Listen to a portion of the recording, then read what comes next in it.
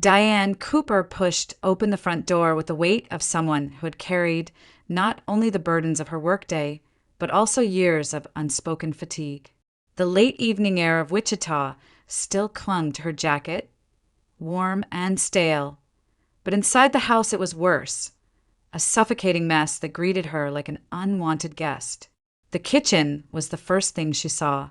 The table, once neatly set in the mornings, was buried under dirty plates crusted with food, greasy cups, and the stench of ketchup spilled and never wiped. Cigarette butts lay scattered across the surface, and a sticky puddle had spread across the floor, dark and tacky beneath the fluorescent light. An overturned mug with a dried ring of coffee lay on its side, like a mute witness to the chaos. Diane stood in the doorway, her body aching from the hour-long bus ride after her shift, the cramped seat still imprinted on her back. She had cleaned this kitchen before leaving in the morning, wiped the counters, put away last night's dinner, made sure everything was ready for the day. She had even prepared food for Robert, her husband, who didn't leave for work until 10, and for Hannah, their 22-year-old daughter, whose shift at the grocery store wasn't until the afternoon. Yet nothing had changed. No, everything had changed, but for the worse. The sight of it all broke something inside her. She dropped her purse onto a chair already cluttered with laundry and lowered herself heavily onto another, the edge of the seat biting into her legs. Her hands trembled as she buried her face into them. Tears slipped through her fingers, falling onto the dirty tabletop. She wasn't crying just because the house was a wreck. She cried because she had a husband and a daughter, yet lived as if she were completely alone. The thought was bitter, sharp as glass. Nobody in this house saw her exhaustion. Nobody asked if she was well, if her back ached from lifting heavy grocery bags, or if her spirit felt hollow from endless routine. To them, she was a machine, one that cooked, scrubbed, washed, folded, and made sure the household ran like clockwork. Robert still called himself the breadwinner, as if that excused everything. But what did his paycheck mean when he couldn't so much as carry a grocery bag or wash a plate? He could name every brand of beer in the store, but not the last time he had asked his wife how she was feeling. And Hannah, her only daughter, grown and old enough to know better, acted as if adulthood meant freedom from any responsibility. She worked part-time at the register, yet never contributed a dime to the household. She bought cosmetics, clothes, gadgets, and left the bills for her parents. Worse than the money was her disdain. Hannah didn't cook, didn't clean, didn't even put her dirty laundry into the basket. Diane's tears came harder, her chest tightening as though grief itself were strangling her. The mess around her was only a mirror of her life. She had long stopped hoping that Robert or Hannah would lend a hand. What hurt wasn't the labor, it was the invisibility. They treated her as if she were second class, a servant in her own home. She wiped her face with the back of her hand, smearing tears across her skin. Her eyes moved from the table to the living room, where clothes were scattered across the floor, socks and shirts tossed carelessly. Even the bedroom wasn't spared. Their marital bed had become just another battlefield of untidiness, sheets tangled and unwashed. In Hannah's room, underwear was strewn across the carpet, the closet doors left open with piles of clothes spilling out like a storm. The house was loud in its silence. Robert would be home soon, grumbling about dinner, leaving his shoes in the hallway, flipping on the TV before saying a word to her. Hannah would breeze through, earbuds in, phone glowing, never noticing her mother's swollen eyes. For a moment, Diane let her head rest on the edge of the table, her tears soaking into a napkin that should have been thrown away days ago. She thought of all the years she had poured into this home, into this family, and wondered how it had come to this, a woman with a husband and daughter, yet lonelier than she had ever been. In that kitchen, surrounded by the filth of other people's disregard, Diane Cooper felt the crushing weight of a truth she could no longer ignore.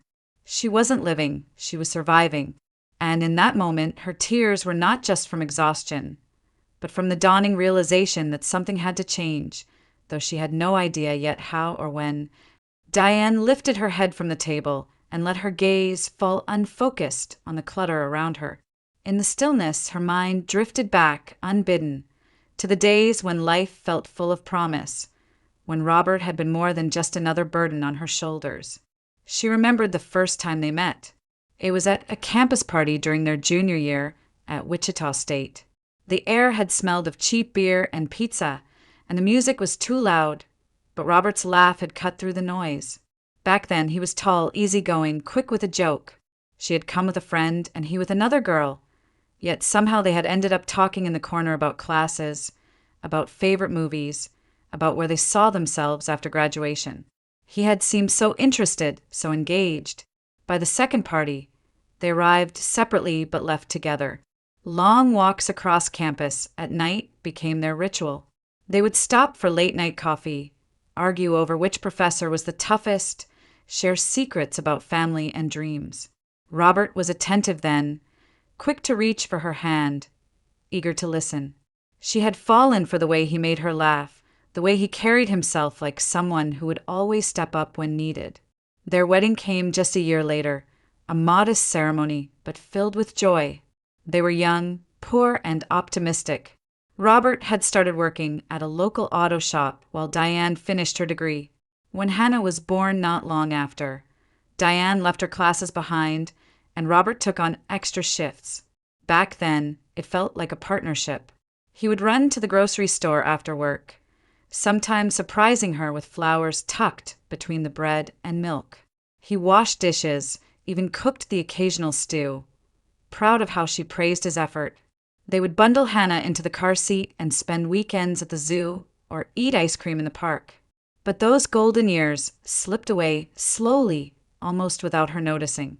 Robert grew tired of helping around the house. The excuses came one by one. That's not men's work. Or, you know better what groceries to buy. His hands that once helped with dishes now only reached for the remote or a cold bottle of beer. The laughter she had loved was replaced by grunts, complaints, and the hum of the television that never seemed to turn off. And Hannah, once a bright-eyed child eager to tag along on family outings, entered her teenage years like a storm. She dyed her hair in garish colors, pierced her nose, stayed out late with friends Diane didn't know. Arguments became daily battles. Diane pleaded with Robert to step in, to set boundaries, to guide their daughter. But he shrugged it off. You're the mother. You deal with it. I don't understand girls. The distance between husband and wife widened with every night Robert sat glued to his computer screen, headphones blocking out the world, while Hannah slammed doors and shouted about freedom. Diane stood in the middle of it all, invisible, her voice drowned out by their indifference.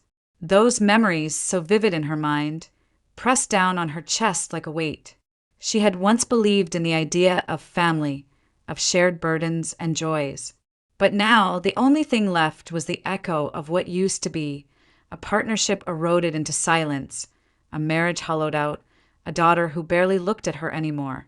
Sitting there in the messy kitchen, Diane felt the ache of those years more sharply than ever.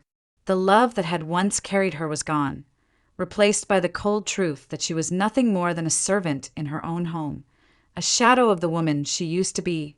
The smell of fried meat still lingered in the air when Robert came home.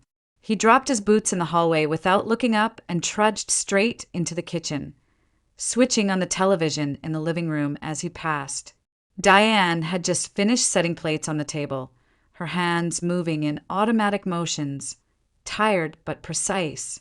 Dinner ready yet? Robert muttered, cracking open a can of beer he'd brought with him.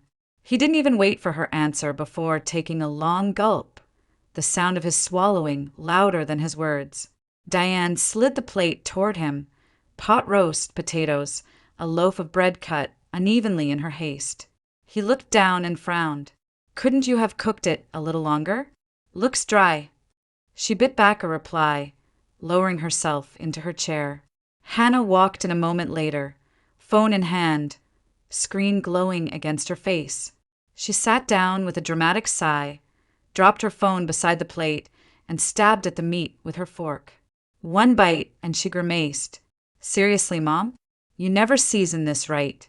It's either bland or way too salty. Don't you taste it before you serve it. Diane's chest tightened.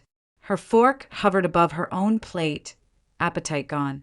She had spent her day on her feet at work, dragged groceries home in bags that cut into her palms, cooked the meal they were now tearing apart, and yet all she received were complaints. Robert chewed noisily, shaking his head. Maybe next time just make a stew. At least you can't ruin that. The words hit harder than he realized. Diane looked at both of them, her husband drinking beer like it was water, her daughter scrolling through her phone between bites, not once looking up to see her mother's face. A thought rose uninvited, sharp and frightening in its clarity. What if I weren't here? What would happen if one day I just disappeared? The silence inside her own head answered quickly. They wouldn't know how to manage. Robert would grumble, sure, but who would wash his clothes, put meals on the table, remind him of his doctor's appointments? And Hannah, she could barely take her own dishes to the sink, let alone run a household. Without Diane, the fragile rhythm of their lives would collapse in a matter of days. Yet neither of them seemed aware of that. They sat at the table as if she were invisible, their words cutting but casual, as though she were some service they were entitled to, not a human being with a heart that ached. Her eyes burned, but she forced herself not to cry, not in front of them. Instead, she gathered the plates once they were done, scraping half-eaten food into the trash. Hannah left the table without a word, her phone buzzing with a new notification. Robert leaned back in his chair, the television calling him louder than his wife's silence. Diane stood at the sink, staring at the dirty dishes piling higher, the water running but untouched. The roar of it filled her ears until all she could hear was her own voice inside. They don't see me. They don't care. I am nothing but a shadow in this house. She gripped the edge of the counter, knuckles white, and drew a shaky breath. A seed had been planted, small but undeniable. She didn't know when or how, but the thought of leaving, of breaking free from this cycle, had taken root. And as Robert barked from the living room, "Don't forget to bring me another beer," Diane knew with chilling certainty that the woman she used to be was slipping away, and the woman she needed to become was waiting, just beyond the walls of this suffocating house. The next morning, Diane arrived at the office with the same heaviness she carried every day, clutching a thermos of lukewarm coffee that did little to wake her. The building smelled faintly of printer toner and stale air conditioning, the kind of place where time seemed to blur into one long week. She slid into her cubicle, straightened a stack of files, and tried to focus, though her body still ached from last night's dinner table humiliation. Not long after, her supervisor, Mr. Andrews, appeared at the edge of her desk. He was a kind man in his way, gray at the temples, but today his eyes didn't meet hers. "Diane," he said quietly, "can you come into my office for a moment?" Her stomach dropped. She followed him down the narrow hallway, the sound of their footsteps echoing against the walls. Inside his office, he motioned for her to sit. Papers were stacked neatly on his desk, but his hands fidgeted with a pen. "I'll be straightforward," he began, his voice low, almost apologetic. "The company's going through a rough patch. Budget cuts, payroll reductions. We're going to have to let some people go." Diane sat very still, watching the pen roll between his fingers. "I see," she said, her voice steady. He cleared his throat. "You've been here a long time. You've done good work. But we can't afford to keep everyone on at the same rate. If you were willing to write a resignation letter, make it official as voluntary, it would save the company from having to pay severance. In return, we'll make sure you get your full paycheck through today. No delays." The words hung in the air, heavy and yet strangely liberating. For years, she had carried the fear of losing her job. Now, faced with the reality, she felt something unexpected rising within her. Not panic, not shame, but a quiet sense of release. She straightened in her chair. "So, if I write this letter today, you'll make sure my wages are paid in full. Through this afternoon." He nodded quickly. Yes, we'll process it right away. A small smile touched her lips. All right then. I'll draft it now. It took her only a few minutes. The words, "I resign," effective immediately, looked stark on the page, but she signed them without hesitation. When she handed the letter to Mr. Andrews, his relief was obvious. "Thank you, Diane." "I'm truly sorry," he said, almost whispering. She rose, shaking his hand gently. "Don't be. Maybe it's time for a change." An hour later, she walked out of the office building with an envelope in her bag. Her paycheck, every cent accounted for. The sun was bright against the glass windows, and for the first time in years, the weight pressing on her chest lifted. She stood on the sidewalk, cars rushing by, people hurrying to their own routines. She should have been terrified, unemployed, uncertain of the future. But instead, she felt light, as though a locked door had swung open. The job that had chained her to exhaustion was gone. The complaints at home would continue, yes, but now she saw it clearly. She didn't have to stay trapped.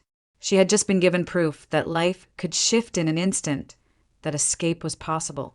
As Diane walked toward the bus stop, the Kansas wind tugging at her hair, she realized that what she carried in her bag wasn't just money, it was permission.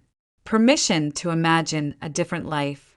When Diane stepped back into the house that evening, the air was heavy with the same old staleness. The kitchen looked as though no one had touched it since she left that morning.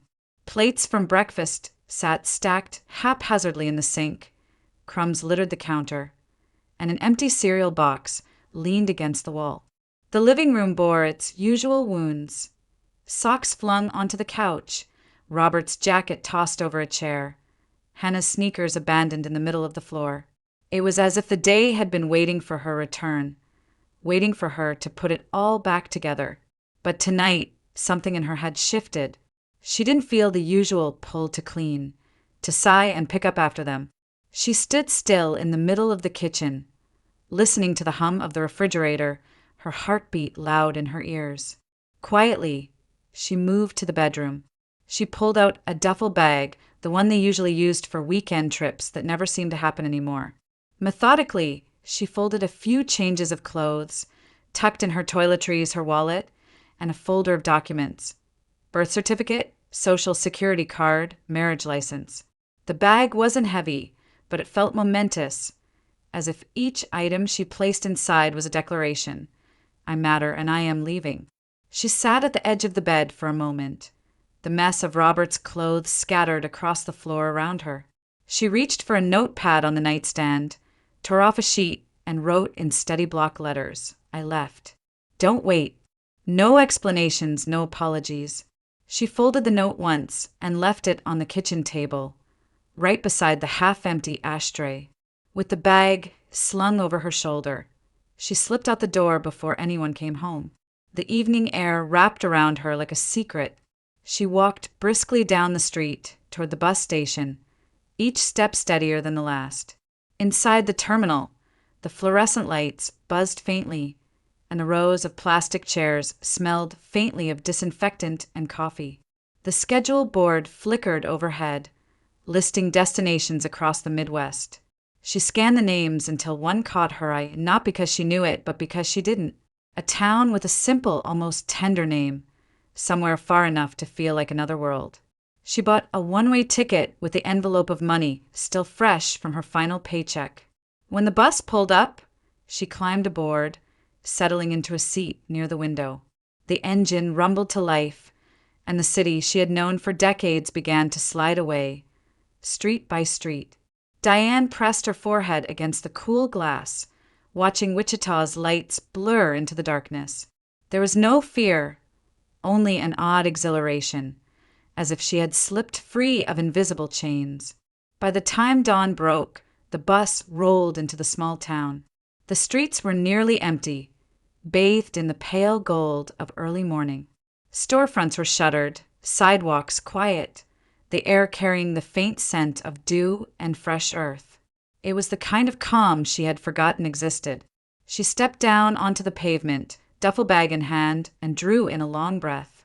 For the first time in years, she wasn't rushing to fix anyone's mess, wasn't hurrying to make herself useful. She was simply standing in a place where no one knew her name, no one expected her to serve. The weight on her shoulders lightened with the rising sun. Diane Cooper, for the first time in a long time, felt free. The bus station was only a few blocks from the center of town, and with the dawn still fresh, Diane walked slowly, her bag heavy on her shoulder, but her steps oddly light. She passed shuttered shops with old-fashioned signs, a bakery releasing the warm smell of bread into the morning air, and a narrow diner already lit inside. The streets were calm, the quiet broken only by the occasional car. For a moment, she felt like she had wandered into another life. She found a small roadside motel at the edge of town, the kind with faded paint and a neon sign that hummed even in daylight. The woman at the front desk barely looked up, sliding a key across the counter after Diane paid for 3 nights. The room was simple, one bed, a dresser, a lamp with a cracked shade, but to Diane it looked like luxury. The sheets were clean, the surfaces empty, the air unmarked by stale smoke or clutter. She set her bag down and stood there, absorbing the silence. After a quick shower, she changed into fresh clothes and decided not to waste the morning. She locked the door and strolled back into town. By then, the diner she had passed was bustling. She slid into a booth by the window, ordered coffee and pancakes, and let herself savor the moment. The syrup was too sweet, the coffee a little bitter, but it was perfect. She was eating not because someone else needed her to serve them, not because she had to hurry and clear the table, but simply because she wanted to. It felt like a vacation, her first in years. She lingered after breakfast, watching townspeople filter in. A group of construction workers laughing over eggs and bacon. A mother with a toddler. 2 older men discussing weather patterns like it was the most important news of the day. No one knew her here. No one demanded anything. She could just be. Her phone vibrated on the table, breaking the spell. The screen lit up, Robert. She flipped it face down. A minute later, Hannah. Then Robert again. The buzzing continued, relentless, as if the device itself were possessed. Finally, Diane opened the phone, scanning the string of messages. Where are you? Why didn't you make dinner? The house is a mess. Hannah's hungry. Come back right now. The tone wasn't worry, it was entitlement, like they had misplaced their maid. Another string arrived, this time from Hannah. Dad says you better stop this nonsense. I'm not cleaning up after you. You think you can just leave? I have to work today and I don't have clean clothes. Thanks a lot. Diane stared at the screen until her vision blurred. A laugh, bitter and sharp, escaped her throat. Not a single message, asked if she was safe. Not one wondered if she was okay. She took a breath, typed slowly and hit send. You're grown. Manage without me. Then she turned off the phone, slid it into her bag, and returned to her coffee. Outside the window, the morning sun had risen higher, casting long golden rays across the quiet street. Diane lifted her cup and drank, tasting the warmth, savoring the silence. For the first time, she allowed herself to believe that she wasn't bound to that house anymore. She was free, and freedom, even in the form of pancakes and black coffee in a nameless town, was the sweetest gift she'd ever given herself.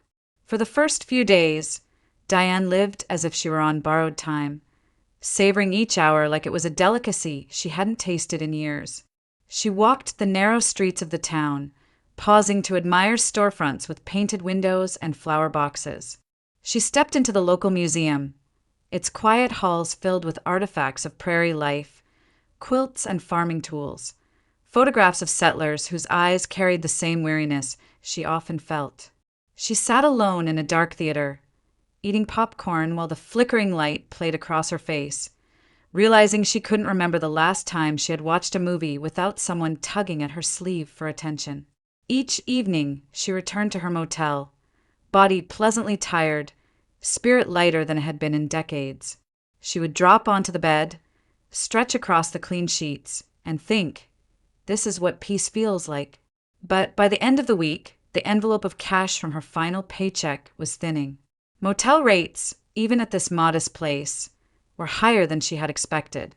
Meals at diners and cafes, while comforting, chipped away at her savings. She sat one night on the edge of the bed, flipping through the bills in her wallet, the reality settling over her. Freedom was sweet, but it also came with a price tag. The next morning, Diane decided to walk a little farther from the motel, into a part of town she hadn't explored yet. The streets here were busier, lined with bakeries, thrift shops, and small restaurants.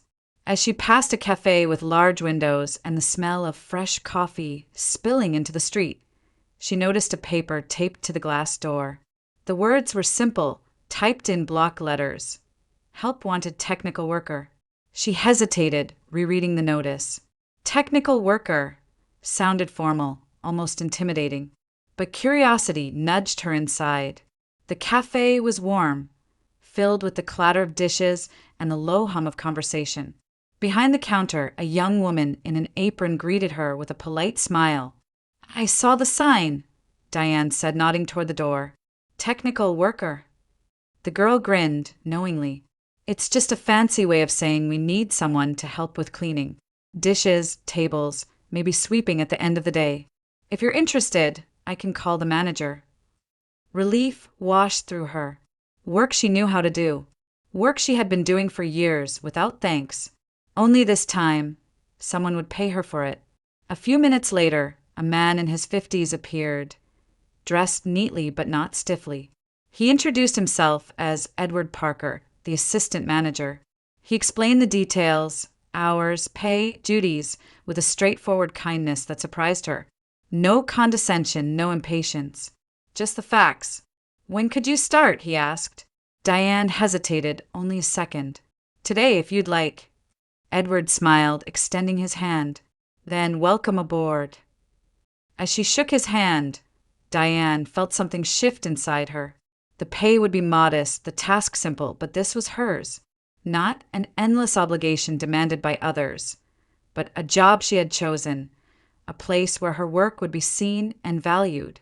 She left the cafe that afternoon with a staff apron folded under her arm and a lightness in her step. For the first time in years, Diane wasn't just surviving, she was building something new, however small. The cafe became Diane's new world, a rhythm she quickly grew to cherish. She slipped into the role easily, apron tied at her waist, hair pulled back, hands moving with practiced efficiency. She carried trays of dirty dishes from tables, wiped crumbs from counters, loaded the dishwasher until its steady hum became a kind of background music. She swept the floors each evening, the scent of lemon cleaner lingering in the air after she locked the mop away. The work wasn't glamorous, but it was honest. Each task had a beginning and an end. Unlike at home, where her efforts vanished into the void, unacknowledged and expected to be repeated endlessly. Here, when she cleared a table, the customers smiled and thanked her. When she handed clean dishes back to the line cooks, they nodded with genuine appreciation. Her co-workers treated her as one of their own. Most were younger, college students earning money between classes, a few single mothers working double shifts. They joked with her, included her in their chatter, and never looked down on the tasks she performed. In their eyes, she was part of the team, not a shadow doing invisible labor. And then there was Edward Parker. He wasn't the owner, but he carried himself with calm authority, the kind that didn't need to shout. He noticed things if the dishwasher jammed, if the supplies were running low, and fixed them without drama. He spoke to Diane respectfully, explaining procedures with patience, never once making her feel small. "Good job today, Diane," he said once as she finished wiping down the last row of tables. "You've made things a lot smoother around here."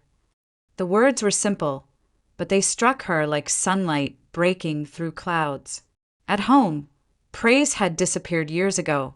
In fact, the only response to her labor there was silence or worse, complaint. But here, someone saw her, acknowledged her effort. With each passing day, Diane felt something stir inside her that she thought had died long ago, dignity. She wasn't just keeping a roof over ungrateful heads. She wasn't invisible, taken for granted. She was useful, valuable, part of a whole that depended on her. She caught herself smiling more often. Even when her back ached at the end of a shift, it was a different kind of ache, earned, not imposed. She would return to her motel room, set down her shoes, and feel satisfaction instead of resentment. In quiet moments, she reflected on the strange irony of it all. For years, she had scrubbed floors, washed dishes, and folded clothes at home without a word of thanks.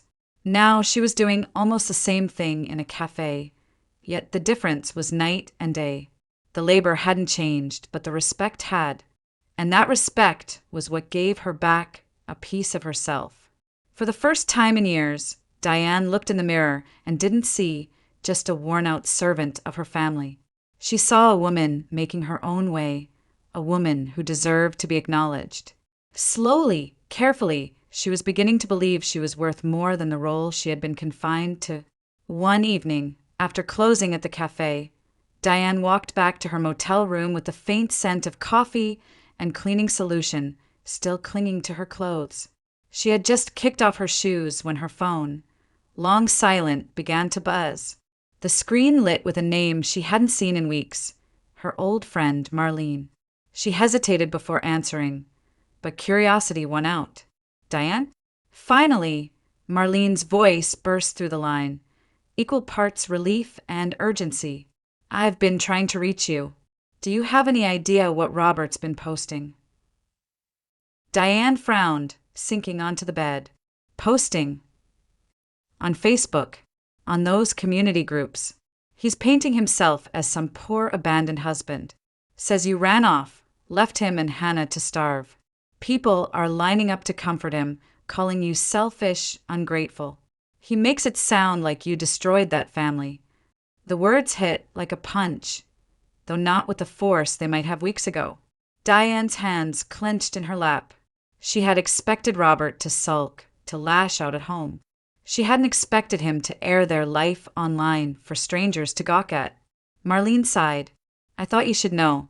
He's got plenty of sympathy, mostly from women who don't know the first thing about him. And Hannah? She's echoing his posts, commenting right under them." Diane closed her eyes, a dull ache spreading behind her temples.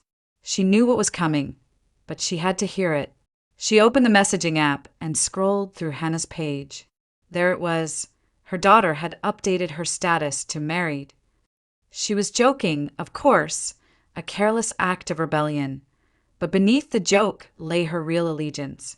She had chosen Robert's side, defending him with sharp words, blaming Diane for walking out and leaving us to clean up the mess. The betrayal stung more sharply than the public humiliation. Her own daughter, the child she had carried, nurtured, shielded from storms, turning her into the villain for strangers to judge. She set the phone down, her reflection caught in the darkened window. Once, this would have broken her. Once, she would have begged for forgiveness, pleaded to be understood. But now, after weeks of breathing air not filled with demands, after hearing "thank you" spoken in the cafe more times than in her own home, she felt something different rising inside her. It wasn't despair. It was clarity. There was no place left for her in that house, not because they had shut the door, but because she no longer wanted to step back inside. Robert could cling to his story, Hannah could side with him, but Diane knew the truth. And the truth was that she had carried that family alone for years, and they had never once looked at her as anything more than a pair of hands. She drew a deep breath, letting the air fill her lungs like it was a vow. The past was severed. No matter how loud Robert's complaints grew online, no matter how Hannah echoed them, Diane was free from it. For the first time, she wasn't afraid of being without them. She was afraid of ever going back. For several weeks, Diane noticed small surprises waiting for her in the storage room at the cafe. At first, it was a single daisy left in a paper cup, its stem tilted but alive with color. Then came a wrapped piece of chocolate tucked beside the cleaning supplies, a tiny note that simply read, "For your hard work."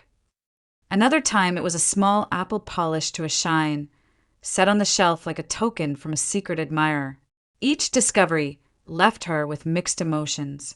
It was flattering, of course, to be noticed in such a quiet, thoughtful way. Yet it also unsettled her.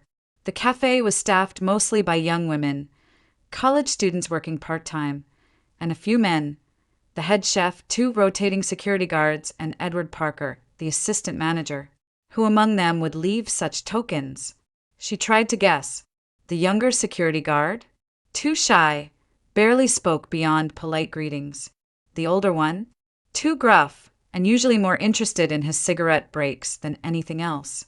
The chef was friendly but loud, known for playful banter with everyone. It didn't quite fit. That left Edward, but the thought seemed absurd. He was her manager, composed, professional, older. Why would a man like him leave daisies and chocolates in secret? Still, the mystery followed her through each shift. She caught herself glancing toward the storage room more often, heart quickening at the thought of what she might find there. Every time, there was something waiting, never extravagant, always small, but each one chosen with care. Then, one morning, she arrived earlier than usual. The cafe was quiet, the chairs still stacked on the tables, the smell of fresh coffee just beginning to drift from the kitchen. She headed to the storage room to hang her bag and stopped short. Edward Parker was there, standing with his back to her, setting down a small bouquet of wildflowers in a glass jar on the shelf. For a heartbeat, Diane froze. Then the sound of her footsteps betrayed her. Edward turned, surprise flashing across his face before softening into a faint, almost sheepish smile. Their eyes met, and for a moment the air between them seemed fragile, like it might shatter with a single word. He lifted a finger to his lips, as though embarrassed to be caught. Then, after a pause, he spoke, his voice gentle. "I owe you an explanation, Diane. But not here, not while we're on the clock." He straightened, his usual composure returning. "Would you allow me to take you for a walk this evening? After your shift? Just a walk. Nothing more." Diane's breath caught. Her first instinct was to refuse, to retreat back into the safety of silence. But something in Edward's manner, his steadiness, his respect, stilled her fear. "All right," she said quietly. 7 o'clock, he replied with a small nod. "In the park, by the fountain." And then he stepped past her, leaving the faint scent of aftershave in the air, the bouquet of wildflowers standing bright against the gray shelves. Diane lingered there, her hand brushing the petals. Her heart was unsteady, caught between disbelief and anticipation. For years she had been invisible, unseen even in her own home. Now someone had noticed her, not as a servant, not as a shadow, but as a woman. The park was quiet when Diane arrived that evening. The fountain at the center glimmered under the fading light, water spilling gently over stone as the last of the day's heat gave way to a cooler breeze. She had almost turned back twice on her walk there, nerves tightening her chest, but something steadied her, the same quiet courage that had carried her out of Wichita, out of her old life. Edward was already waiting, a small bouquet of daisies in his hand. When he saw her, his expression softened, his usual professional reserve replaced by something warmer, almost vulnerable. "Thank you for coming," he said, offering the flowers. She accepted them hesitantly, their simple beauty making her throat ache. For a moment, they walked in silence, their footsteps crunching softly against the gravel path. Then Edward spoke, his voice low but steady.